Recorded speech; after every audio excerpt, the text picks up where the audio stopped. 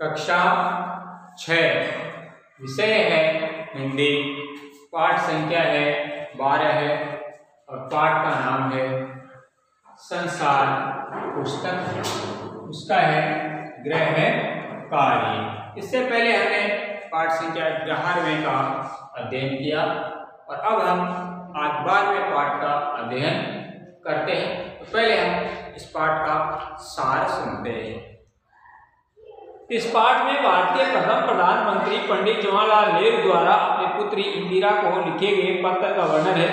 नेहरू जी ने पत्र के माध्यम से अपनी पुत्री इंदिरा को प्रकृति के इतिहास और धरती के बारे में रोचक ढंग से व्यापक नई नई जानकारियां दी है।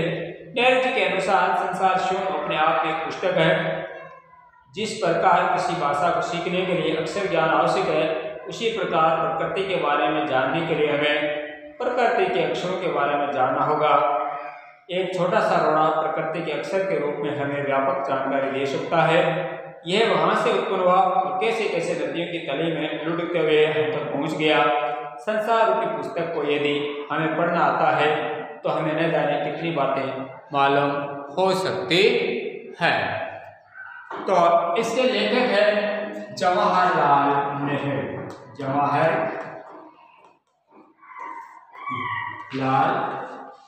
नेहरू।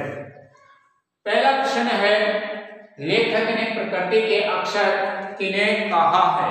तो इसका उत्तर हो जाएगा कि लेखक ने प्रकृति के अक्षर है के बारे में, यानी लेखक ने प्रकृति के बारे में जानकारी देने वाली वस्तुओं को प्रकृति के अक्षर कहा है।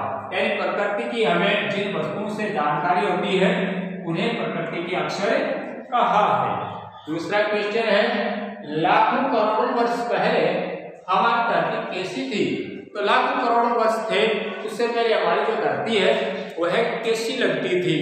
तो इसका जो उत्तर होगा वह इस प्रकार हो जाएगा कि करोड़ों वर्ष पहले हमारी धरती बहुत गर्म थी, इस पर कोई जीव जंतु नहीं रह सकता था। यानी लाखों करोड़ों वर्ष पहले पृथ्वी एकदम गर्म थी, कोई भी जीव जंतु उसके ऊपर रह नहीं सकता था, निवास नहीं कर सकता था। तीसरा होगा क्वेश्चन, दुनिया का पुराना हाल किन चीजों से जाना जाता है?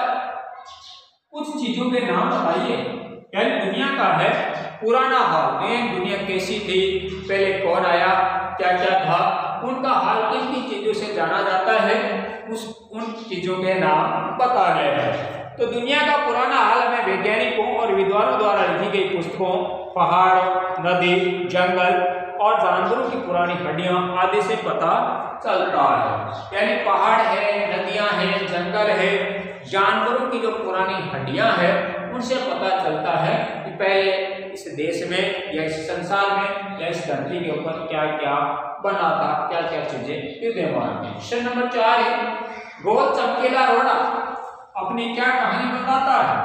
गोल जो चमकीला रोड़ा है वह अपनी क्या कहानी बताता है? इसका उत्तर हो जाएगा कि रोड़ा अपनी कहानी सुनाते हुए बताता है कि वह भी आरंभ में चट्टान का एक छोटा सा टुकड़ा था।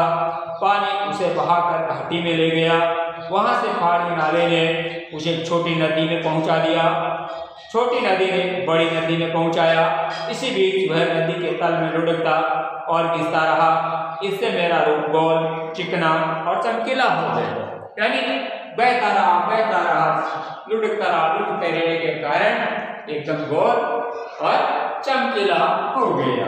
इसके बाद में है 5वां प्रश्न कि गोल चमकीले रोड़े को यदि दरिया और आगे ले जाता तो क्या होगा? यानी जो चमकीला रोड़ा है उसको दरिया और आगे बहाकर ले जाता तो क्या होता? विस्तार से उत्तर बताना है। तो यदि बड़ी नदी रोड़े को और आगे बढ़ाकर ले जाती तो वह रोड़ा घिसता बालू का कण बन जाता। वह समुद्र के तट पर फैले हुए अपने जैसे दूसरे कणों में मिल जाता।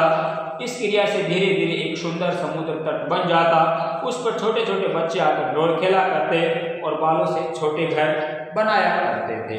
इससे आगे प्रश्न नंबर 6, नेहरू जी ने इस बात का हल्का सा संकेत दिया है कि दुनिया कैसे आरंभ हुई होगी, यानी कैसे शुरू होगी। उन्होंने क्या बताया?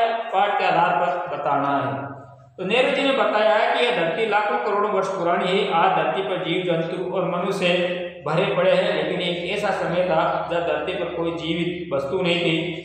वैज्ञानिक बताते हैं कि आरंभ में धरती बहुत गर्म थी, इसी पर किसी जीवित प्राणी का रहना संभव नहीं था।